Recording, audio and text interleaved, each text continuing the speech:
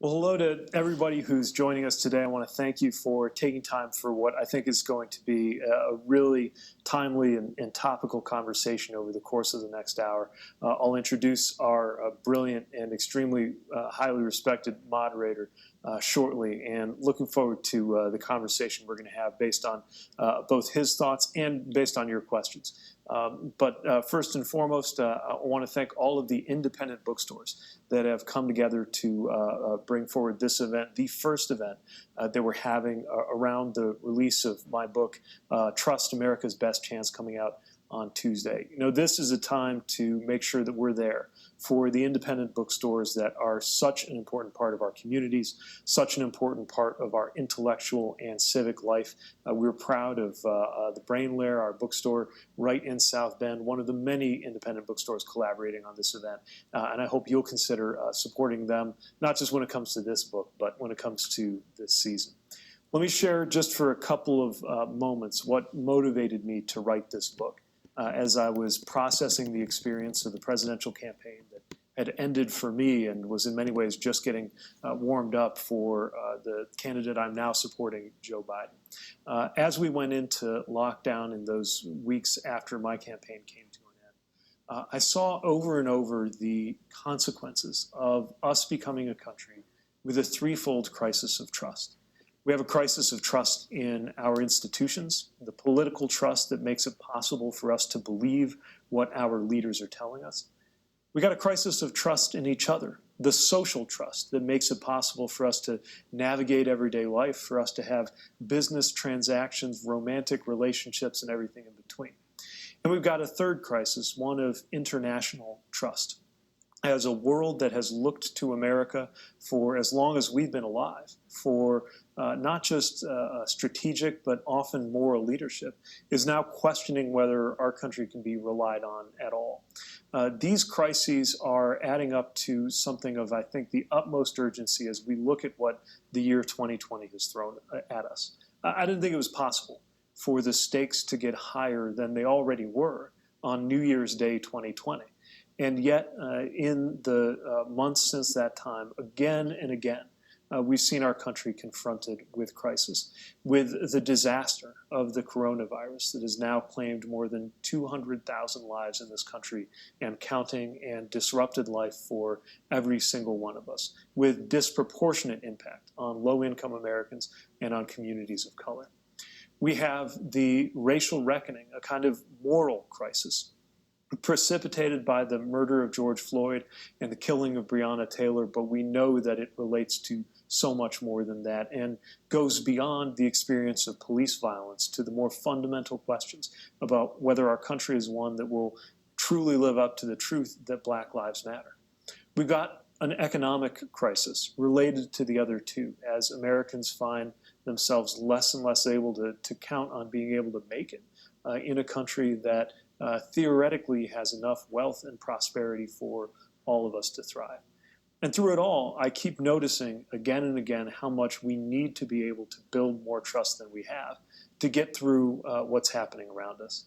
I opened the book with an experience of being deployed in Afghanistan, having to make a split-second decision about whether to trust the intentions of somebody who was approaching my vehicle. And while those kinds of experiences are often commonplace among those who come back from war zones, if you think about it, every time you're driving a vehicle in the United States of America, every time you pass through a green light, your life depends on whether you're able to trust somebody waiting at a red light to do what they're supposed to. As a matter of fact, some of the most important ways that trust operates in our lives is when we take it for granted, because that's what makes it possible for us to go about everything else that we count on. And the same is true for our institutions. We're supposed to be able to take it for granted that the White House, for example, even if it's occupied by a president we disagree with, is still going to be a place that tells us the truth. And yet, over these last 72 hours, as the President of the United States is in a hospital and the American people are increasingly unsure whether they can trust anything that we are being told about his condition, it's just one more example of the instability that's being caused by this crisis in trust. So I'm looking forward to having a conversation that I felt was very important for us to have as a country before the election, but one that I think is also going to decide what the 2020s are like. And for this conversation, I couldn't be more thrilled and more honored that Lee Daniels has agreed to participate. Lee is somebody I got to know well during my campaign for the presidency, somebody who asked me a lot of tough and honest questions about how trust could be built in my own campaign, somebody whose support I was honored to have, and somebody who has really shaped the way Americans, the way so many Americans understand the world around us through his contributions as a leading director, producer, and writer. Right now, working on a film about Billie Holiday that I hope we'll have at least a moment to talk about because I can't wait to see it. And I'm looking forward to our conversation. Lee, thanks so much for agreeing to do this. And how are things going with your project? Pete, they're going great. They're going great. I was we sort of had a little hiccup because of you, but I'm here for you, always for you. Well, thanks for taking a moment to be part of this. I appreciate it. And we're really looking forward to when that project comes through. Thank you very much. I'm excited. I think she was one of the first Black civil rights leaders. I thought she was one of the first civil rights leaders. So I'm excited about this woman that doesn't get much credit except for her singing. Yeah. Looking forward to that story helping to shape our greater understanding, and looking forward to your thoughts. I know you took the time out of a very busy production and promotion schedule, so I'm eager to know what kind of thoughts this book might have provoked for you. I thought it was powerful, my friend. I thought it was a very powerful. Well, let me first start by saying that I thought maybe we'd get some of your escapades in the war. So for those of us that that thought we were going to have some sort of that's for your next book. This book right here made me think about trust. It really, I mean, it is. It's just that trust. And I think that I wrote some, I hope you don't mind, I went back and forth. So I have some comments up there. What I walked away from the book was a new sense of hope in America. And it's really hard right now to trust with the government that we have. And I thought you gave me a new insight on how to trust in America. So for that, good going. But I do have questions for you. Yeah. Can I begin? Good to see you. I'm happy to be here. Okay. So voting. In your book, you write, each election is a chance to build trust. Although it's not perfect, you're saying that voting is the most important way to improve our current democracy and raise levels of trust. And I completely agree with it. Voting is the most important thing that we can do. Voting, to quote you, quoting Stacey Abrams in your book, is the chance to fix what is broken. Okay, so my family lives in Philadelphia, and they have been getting these robocalls that told them if they do vote, they will go on the list to get the vaccine, and their credit records will be looked at by the police. This is what we've experienced since we've had the right to vote. It's voter intimidation, no different than what my mother and my grandmother experienced. I guess my question is, how can Black Americans in particular, have trust in our voting system for the upcoming election, with all the mistrust and around voter suppression? And I don't expect you to have the answer, but you wrote the book, so it's on you. Well, thanks. And it's a powerful question because, of course, so much depends on the political power of Black voters. And yet, Black Americans have all kinds of reasons to be skeptical about messages that come from any number of sources, whether it's institutional Washington or whether it's through the media. One of the things that I've been really struck by is the efforts that are mounting to suppress or to discourage the Black vote. Because to me, it shows that there are many in politics. I'm not saying all Republicans think this way, but it certainly seems to be a powerful force on the right now that doesn't trust their own ability to convince Black voters of their positions.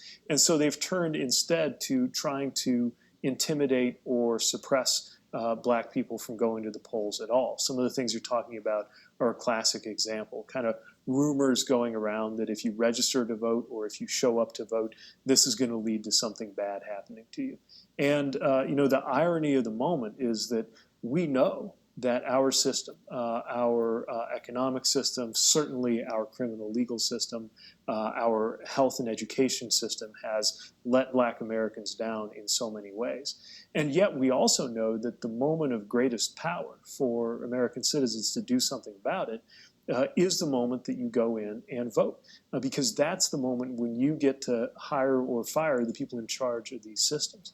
And I think it's precisely in our knowledge of the imperfection of these systems that we've got to be motivating and encouraging anyone who has reason to be skeptical of how they work today to use the vote to change the way that these systems work tomorrow. And it's one of the reasons I wanted to include in the book my account of the last time that I was in the presence of John Lewis, an absolute moral giant in this country who of course, passed away earlier this year. And it happened that the very last day of my campaign was also the last time that I saw him. And we, all of us, even though we were competing against each other, a bunch of Democratic candidates gathered with thousands to participate in that annual commemoration of marching across the Edmund Pettus Bridge in Selma. And of course, it was with regard to the struggle for the right to vote that march was going on. But we didn't know, we'd known that Congressman Lewis had been ill. We didn't think that he was going to be able to join. But he materialized. This car maneuvered into this massive throng of people. I don't even know how it got there on the bridge. And he stepped out and he said, we've got to use the vote as a nonviolent or instrument or tool to redeem the soul of America. And I thought a lot about the power of that message. Somebody who was beaten within an inch of his life and has no illusions about what racist institutions could be at their worst. And yet, having nothing naive about him, also expressed that hope, that commitment, that faith in what the power of the vote could do. And so as we come into October 2020, I think that spirit is going to be so important right now. For people who, again, not because of any illusion about a system that has so often met the voices of Americans, especially black Americans, in bad faith, but because of the fact that the best way to change it is through that ballot box, that there has to be a mobilization like we've never seen. Mm-hmm. I want to talk about transparency. You talk a lot about transparency and how it directly relates to trusting institutions and our elected officials. I like that when you were mayor, you implemented that body cams on police. You also gave public access to your city's documents and records. And I didn't know that, by the way. I guess that's why you got to read the book. Because can you, this is a twofold question. With our current administration, how in the hell do we enforce transparency? We say, produce your tax records. He says no. We say, show us your health records. He says no. It seems like there's nothing we can do about it. Trump has changed the rules of transparency. And I guess the question, how do we enforce it? How do we enforce transparency?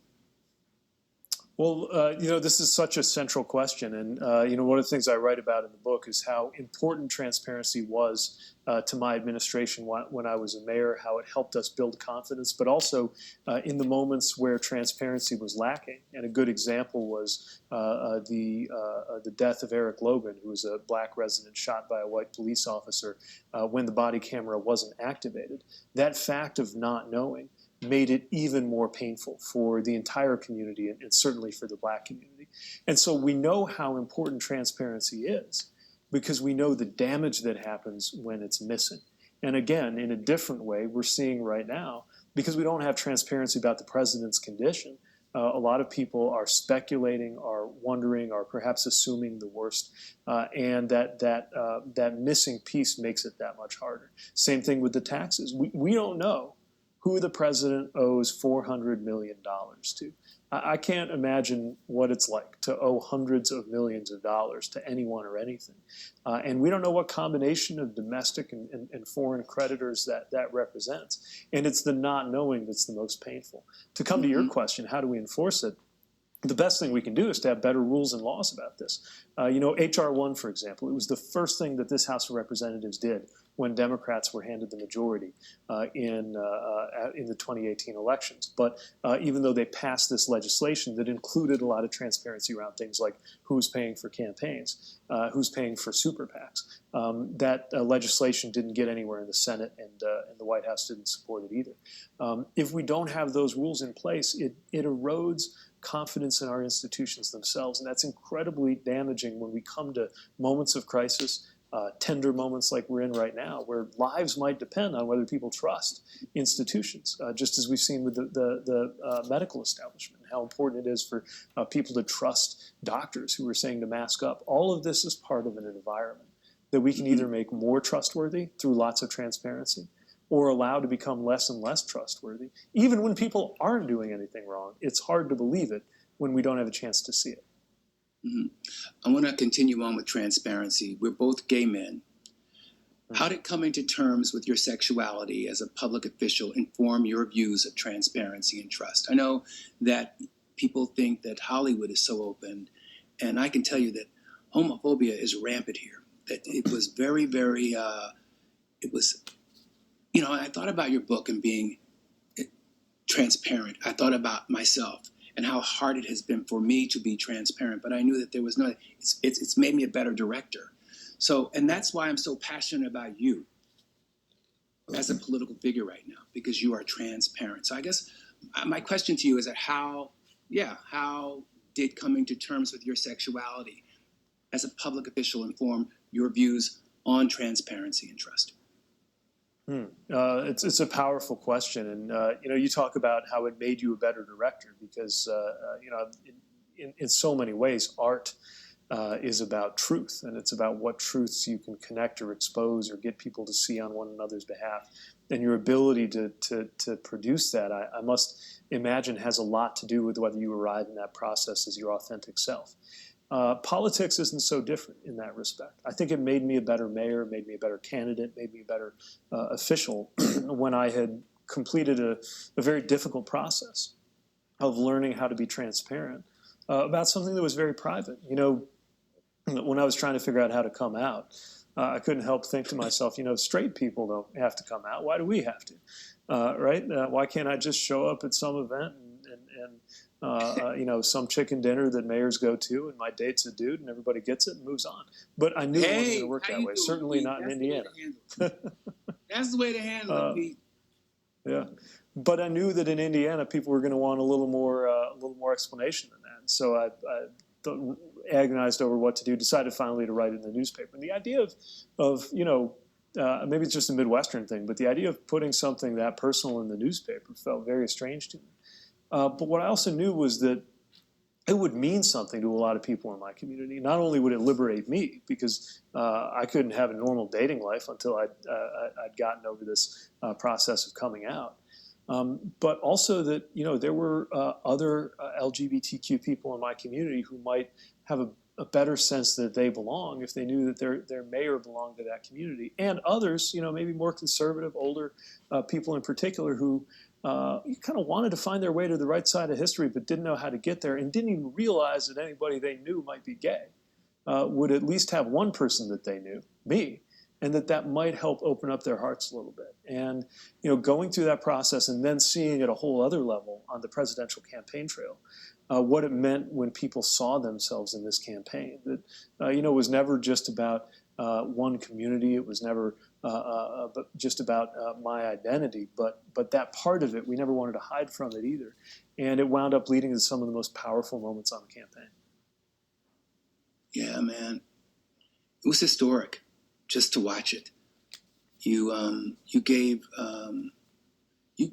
hope to so many people, including myself. So thank you for that. You talk about fair tax system. You lay out this in such a clear way. Greater tax on the super wealthy just makes sense. It does make sense. But how would this lend itself to trusting each other more? Why do poor Republicans not understand this? I don't understand why they don't understand it. Can you help me understand that? Yeah. Yeah, so one of the things I've noticed is, especially in the last 10 or 20 years, progressives, Democrats have often pointed to the Scandinavian countries as a model. Now, there's a lot of differences between us and those countries, but there's also a lot we could learn from some of the ways that they deliver healthcare and education and good infrastructure. And people there believe that they're getting good value for their tax money. So I wanted to explore that. And sure enough, when I started looking into it more, the word trust started coming up over and over again. In fact, one of the things I discuss in the book is there's this group called the Nordic Council of Ministers from countries like Denmark, Sweden, Finland, the kinds of countries Democrats love to point to as examples of robust social democratic policy.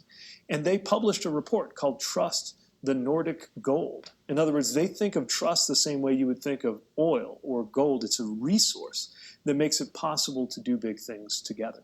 And a good example of that is a willingness to collect taxes in a fair way. Then makes it possible for everybody to believe that everybody's chipping in to something that everybody's going to share the benefits of.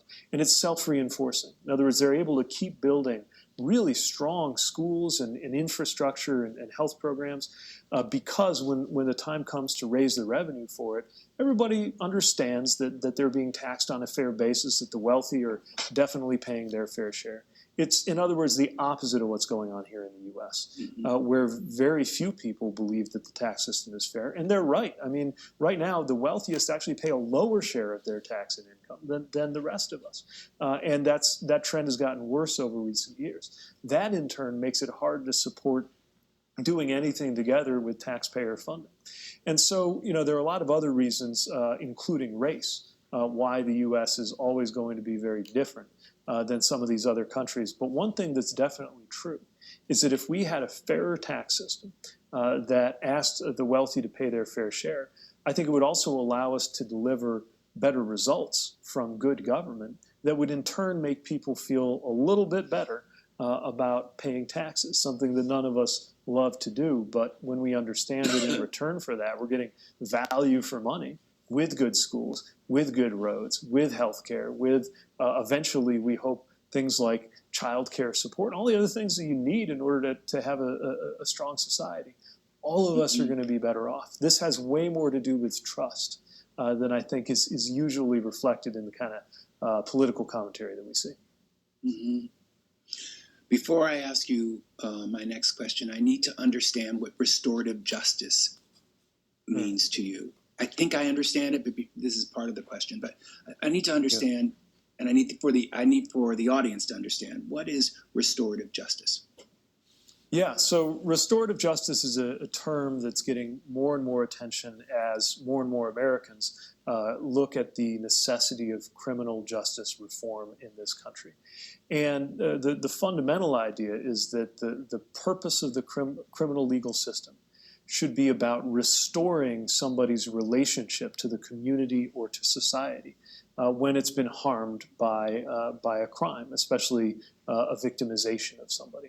This is very different from the idea of criminal legal system existing in order to punish people. And if it's just about punishment, you get a different set of outcomes that's not disconnected from the patterns of mass incarceration and, of course, the racially disparate patterns of incarceration that we have in this country. And so I think the idea of approaching restoration and justice as a way of rebuilding trust. In other words, if the relationship between a person and society, that trust relationship has been broken by some kind of crime, what would our system look like if its focus was not just to hurt them, but to restore whatever was broken? And that leads you in a very different direction than some of what we've seen in the past history of our country's criminal legal system. Mm-hmm. So growing up, my dad told me that cops were good people.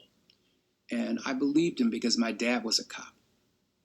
It wasn't until he died in the line of duty that I understood that he was completely wrong. Though my dad was a good cop, for the most part,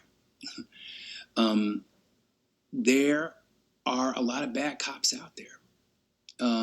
So do you think restorative justice is just enough? Should we should we just redo the system? That's a loaded question, but is the system just messed up? Do we need to redo this, rethink this whole system? Well, what we know is that everything is connected. And if you can't trust, for example, when a police officer is approaching, that a police officer's presence makes you safer. If you can't trust that, everything else falls apart. And I think part of the awakening, especially for a lot of, frankly, progressive white Americans who, of course, hate racism in theory, but haven't fully thought through what it means to live on the side of a divide that benefits from its presumptions, the real meaning of those kinds of privileges. Part of it is understanding just how radically different the experience is for white Americans who can generally assume when a police officer crosses their line of sight that they're safer, and black Americans whose experience seeing that exact same officer cross that exact same line of sight is that they're in greater danger. This is a systemic issue. And part of what I write about is that we've got to recognize that this isn't about just a moral failing or a character flaw in individual people. There's a lot more to beating back these kinds of patterns than just dealing with the likes of the KKK or the Proud Boys. Of course, that's got to be defeated. But there's something else that's in the air that has been inhaled by everybody in a system where whiteness is the default. And of course that's penetrated the way that our police departments work, the way that our legal system works. And so it's not going to be enough just to chase out flag-waving white nationalists. But we've got to look at how everything is connected. So the answer to your question is yes, there needs to be that systemic change, but also it's not just in the legal system. One of the things we talked about from very early on in my campaign is how this is connected to economic patterns of disempowerment, how that relates to health, how that relates to education, how all of it relates to voting. And we've got to look at all of that and the obligation that everyone who's implicated in this system has to fix it.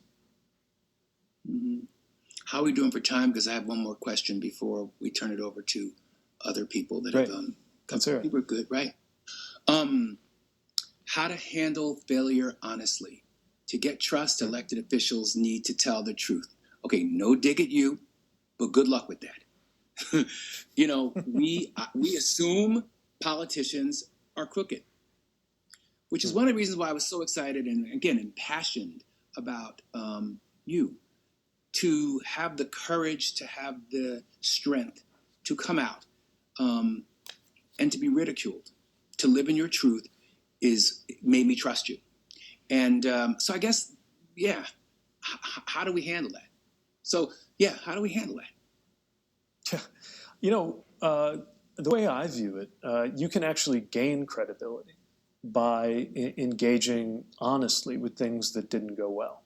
For example, in our own community, when we came up short on issues of justice, when we came up short in the long path toward real equality in our economy, something where we gained ground, but we had more work to do.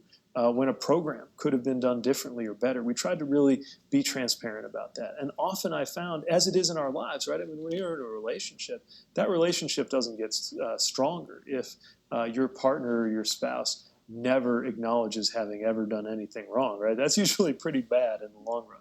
For the ability to form that kind of bond, which is, of course, fundamentally about trust. And it's a tough line to walk because when you're in political office, when you're running for political office, a lot of the advice that you get is don't show weakness, don't acknowledge fault, try to be superhuman. But I think we've also reached a point where we know better than to expect anything superhuman from our leaders, and we just settle for human. And it's one of the things that I think is at stake in this election. One of the things I look for in leaders is to say, okay, this went well, this didn't. We're going to regroup. We're going to do something about it. We're going to come back better. And we missed that in this White House. And I think it would make a huge difference to have that basic level of honesty back. And vulnerability, which you talk about. You talk about being vulnerable. Being vulnerable, people believe in your honesty, which allows them to trust you. And being an openly black gay man it's taking a risk. But this vulnerability has helped me, as I said earlier, to become a better director. It's a conundrum. This doesn't apply to everyone, Pete. How do women show vulnerability? Because if they do show vulnerability, they're attacked for being vulnerable. Women, especially in politics, clearly face a Did that question make sense? And double standard. Yeah, absolutely. Because I mean, what I was talking about with you got to show toughness, right? I'm reading from it, and I want to make sure that everything's making sense.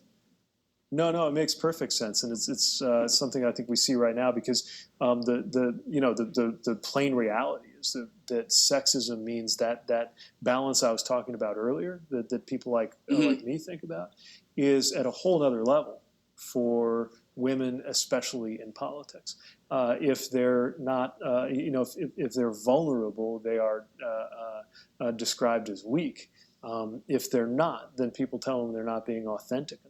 And whenever I've been working with or alongside or before I became an elected official, sometimes working for candidates who are women, I've seen that. And honestly, the answer for that is not to have any kind of prescription for what women running for office ought to do. Other than that, we want to see more women running for office, which is why efforts like Emerge and Run for Something and the Arena Summit, and even my own effort, Win the Era, any organization that is backing women, and this is a specialty for Emerge in particular, are doing a lot for. But honestly, this is about how society needs to change. We've got to think about what we expect of leaders when we're deciding whether to trust them. And that's something that voters need to do. In order to get better leadership, rather than something that we should demand of women running for office who are put in an impossible position. I love the book, Pete. Congratulations on it. I'm going to jump now to some audience questions. Yeah, man, it's good. Great. I'm going to jump to some audience questions. Christian has asked, what is one thing you lost trust in during your run for the White House? And how did you regain it? Thank you, Christian, and he will answer. Well, one thing I write about in the book is the experience of being in the middle of conspiracy theories. I'd seen my share of conspiracy theories. It's a classically American pathology that we've had as part of our country for literally centuries. But until I became a credible candidate for president, I didn't realize just how wild and just how hurtful they could be. Everything from, accusations that I was some kind of, was functioning as some kind of CIA asset to somebody who went to all the trouble to fake a newspaper headline from the 90s to make it look like I was out murdering dogs as a teenager. I love dogs. I mean, you don't let that get to you too much until you see it starting to get picked up in real places. And that was what happened after Iowa. So the results in Iowa took a long time to count. That delay cost my campaign hugely because we won, but we didn't get that outside confirmation that we won for weeks. And yet some people online were sending a message that made it sound like we had something to do with it, even though we'd been harmed by it. And just seeing the way that kind of misinformation spread, it really chipped away at my trust that we could all be standing on the same field of fact. I want to have vigorous, if necessary, fierce but above board debates with candidates who have different interests or different values in mind. But we've got to be negotiating and arguing over the same reality. And seeing the way that our very reality was starting to fray and get pulled apart. And seeing that wasn't just a Republican versus Democrat thing. It wasn't just Trump world versus the rest of us. It was something that was happening in some ways on the left too. Feeling that really opened my eyes to just how hard it is to be in the same reality when people get their information from such a fragmented social media environment. So what that's motivated me to do is try to make sure that I have a presence in as many different places as possible so that messages get through those bubbles or those echo chambers that get created. For example, you'll notice if you watch a lot of cable news, I'm on Fox News a lot, and I'm not there because I believe that their opinion hosts are on there in good faith. I'm there because I know that there are viewers tuning in good faith. And I shouldn't be upset at them for never responding to our message if they've literally never heard it. And so whatever we can do to get across these battle lines and these bubbles that exist is the best way I can think of to deal with that effect and reestablish a little bit of that shared reality that's such an important part of how we can build any sort of political trust at all, even if we continue to disagree about issues or about candidates or about parties. Mm-hmm. Okay, so we have a question from Melissa. Can we be successful in delaying RBG's replacement on the Supreme Court? So, like most Americans, I think that the next president, the president It's interesting how everybody thinks you have the answer, Mayor Pete. Yeah, I wish I had all the answers. I'll tell you this much. Like most Americans, I think that the winner of the election ought to pick this Supreme Court justice, especially because the election isn't just coming up. It's underway. I mean, there's some states where people have already voted with early vote and vote by mail. But ultimately, this falls to the U.S. Senate. Now, there is a Republican majority, and they made it very clear what they want to do. Then again, we're seeing that they may have trouble building a quorum if some of their members are ill. To me, that's just one more indication that this is way too rushed of a process. But the only thing that I'm sure of in terms of our power as citizens to do something about this is that our moment of maximum power is that moment you fill in the ballot. And so whatever the Senate does, there's a chance to send a message that will reverberate through the country about what happens when elected senators and an elected president ignore the will of the people, which is what they're doing right now. Vote, vote, vote, vote, vote, vote. Tom has asked, I like this question. As a gay veteran, I'm concerned about the caustic environment that has been spewed by Trump during this administration. What ideas do you have on how to heal this nation after Trump is gone? Well, I want to thank Tom for his service, and I think service may hold the key to a lot of this. Hopefully Tom experienced in the military, as I did, a remarkable level of the formation of trust with people, sometimes radically different from you, sometimes people you barely know, but because you're working together far from home, under pressure, in challenging circumstances, you form trust at warp speed compared to how it is normally. Now, I think that, first of all, that's a reason why the world of veterans can do a lot to reach across those divides. And I was alarmed by a story, I think today in the New York Times, about how even communities of veterans and people who serve together are feeling torn apart by just how divisive the Trump era has become. Because we as veterans have a chance to knit some of that back together. But it's also why I'm a fan of the idea of service more broadly. I'm not saying the military is for everybody. We don't have to make it compulsory. But I think if we created enough voluntary opportunities for every American who wants to serve to do it, whether it's military, Peace Corps, AmeriCorps, anything like that, and created hundreds of thousands or millions of opportunities to serve, so that in the end it became something that is just kind of a norm. It's just what you do. Especially as a young person, maybe after you graduate from high school, whether you're going to college or not. I think that there's a chance to create more of those relationships that happen when people from different walks of life are put in a common cause and asked to do something difficult. Look, the answers aren't all going to come from the political space. A lot of this has to come from other dimensions of our society, and that's one of the reasons I think service can make a big difference. Pete, I forgot, I have another question for you. What are your hopes? What do you think the state of America is in the next 4 years? Worst case scenario, he's still in office. What are your hopes? Even if he's still in office, worst case scenario. All right, so the worst case scenario isn't pretty. Let's just face up to that. I mean, there's a scenario where the 2020s go down in history as the period that cemented the decline of the United States and the ideals that America at its best has stood for. That wouldn't just be bad for America. That would be bad for democracy itself. But the thing is, that doesn't have to be our future. And my hope for America is that this could actually go down in history as a turning point that brought us to something better. I know that 2020 doesn't have a lot to show for itself right now. I think every time something terrible happens, we just think of it as another gut punch served up by this year full of shocks and disasters. But 2020 is not over. And the most important chapter is the one that's about to be written as we go into November. Here's my hope. By the 2040s, America could become something that the world has not yet seen. By then, we will be a majority-minority country.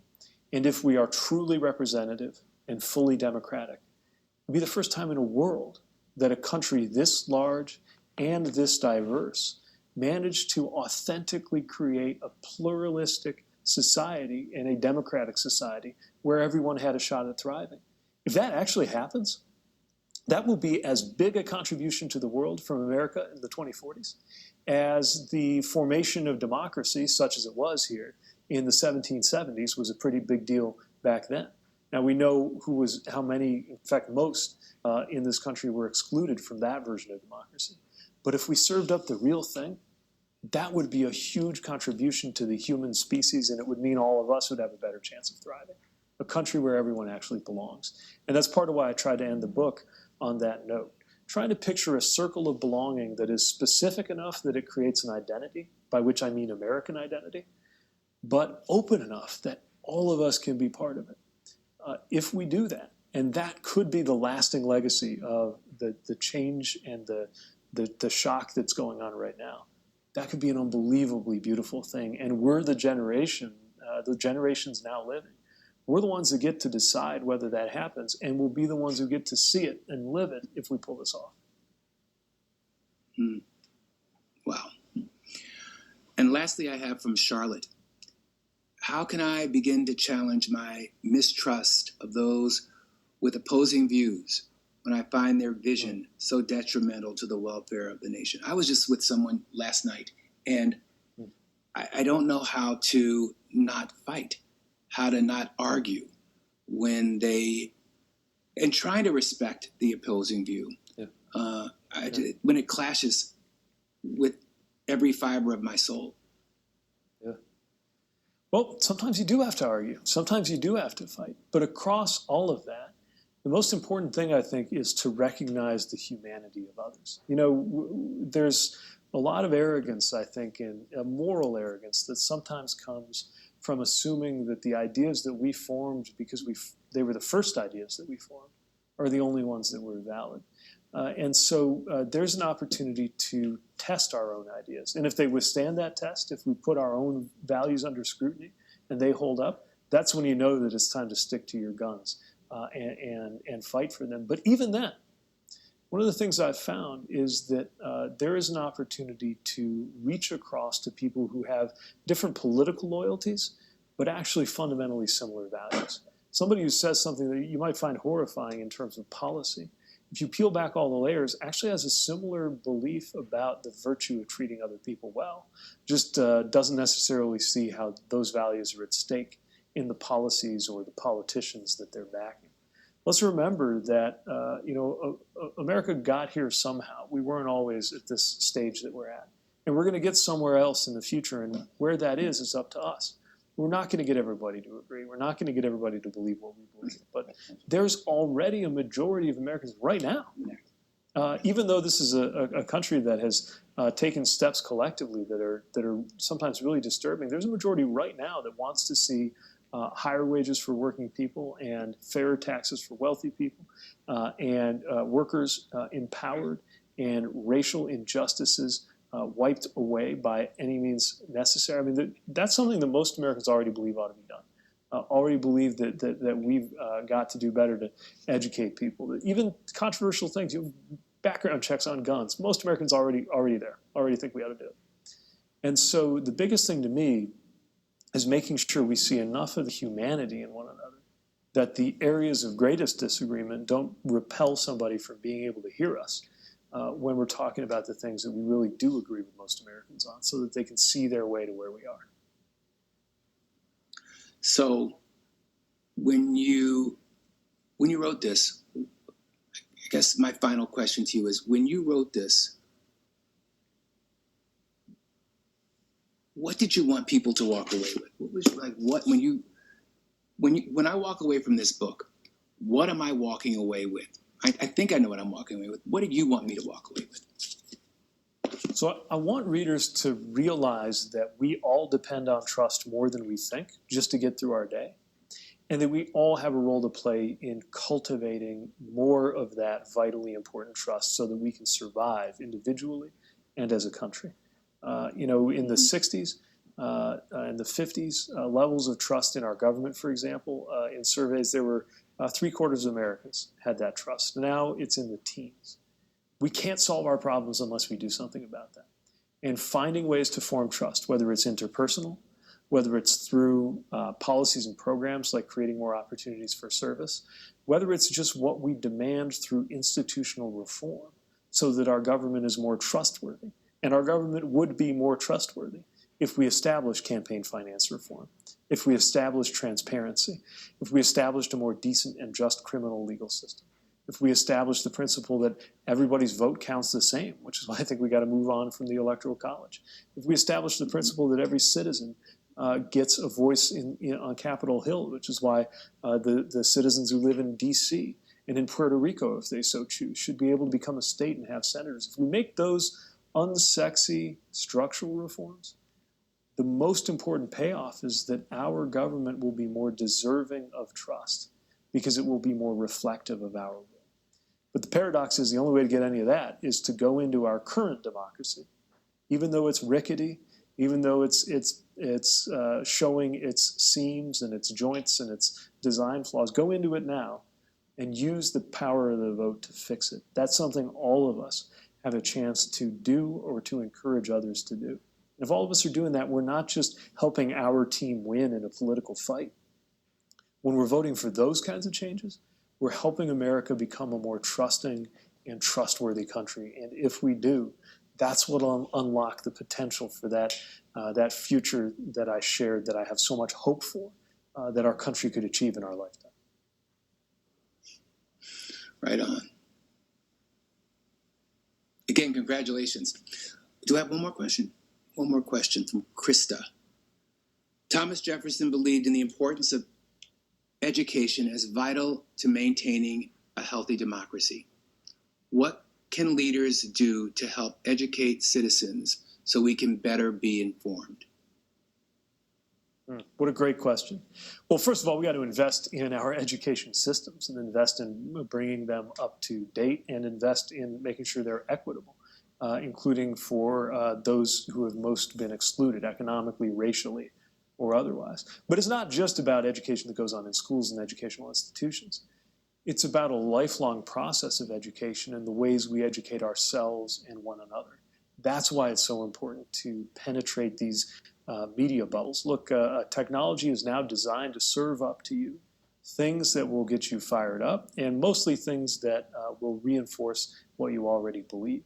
But they are also almost literally coded to keep you away from people who have a different worldview, which makes it very hard to educate others or to be open to being educated about things that we miss. One great thing about running for president is you wind up encountering people in every possible kind of community. It's like being in every part of the country all at once. But most people don't get the experience of running for president. All people get the experience, or could, of encountering others where they are. So that's a form of education that maybe doesn't get talked about enough. Mm-hmm. If we get that right, then we have a much greater chance of accounting for one another's interests and values, and that's what makes all of this more deserving of trust. And of course, we've got to educate ourselves on when to trust and when to be more skeptical.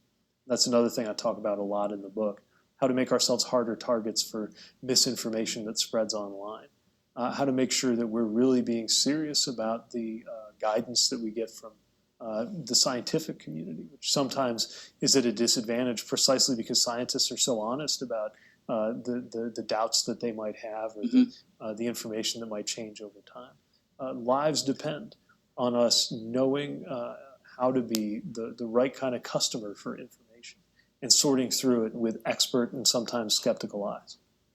Do you think we are at a tipping point with mistrust? I think we could be, but I don't think we have to be. Trust has risen and fallen according to the conditions around us. And right now, the inequalities, the inequities, the injustices that we see give people every reason to be skeptical of, for example, the establishment. Nobody can agree on exactly what the establishment is. But there's a sense that kind of institutions should be greeted with skepticism. And if our lives depend on being able to trust them, for example, if they're trying to tell us something important medically, and lives depend on whether we comply or listen to their recommendations, the stakes couldn't be higher. Are we at a tipping point? We might be, but we could also be at the tipping point that we finally get this right. Because the good news is trust can be self-reinforcing. The more trust is earned, the more you make a down payment of trust. And remember, when you trust somebody, whether you're trusting them with your money in a transaction, or maybe trusting them with your safety, whether it's a deep moment of a personal expression of trust, like, let's say, coming out to another person, or a collective expression of trust, like voting for somebody to be your president. Every time you do that and it gets vindicated, every time somebody makes good on the trust you put in them, it builds up that trust to where you can take it further. We could make this a positive, virtuous cycle, but that means acting fast. And one last thing I'll say is that I looked, one of the questions hovering over me in the book was, how do you build trust in a hurry? Because it takes time. Yeah. It takes a long time to earn trust. Trust is usually a consequence of predictable, upstanding behavior over long periods of time. We don't have a long period of time right now. America doesn't have a long time to get back to where the world trusts us, and we don't have a lot of time to get to where we can trust each other. So how do you get trust in a hurry? Well, history teaches us that trust is formed most often, when you're talking about doing it fast, in moments of crisis. It's not that crises automatically lead to trust, it's that they could. And it's up to us, since there's no shortage of crisis around us right now, to make sure that it actually does. Mm-hmm. Pete, again, thank you for this book. And thank everybody for tuning in to us for Pete's book, Trust. As I'm selling it, Pete. I'm selling it because it's good. It's really good. Everybody that tuned in will get a free copy. And God bless America, and vote, vote, vote. Amen. Thanks so much for the conversation. Really great to be with you, and a really important moment to be talking about these things. Great seeing you, Lee. Be good. And thanks Be well, everyone my friend. for joining. Stay well. Take care.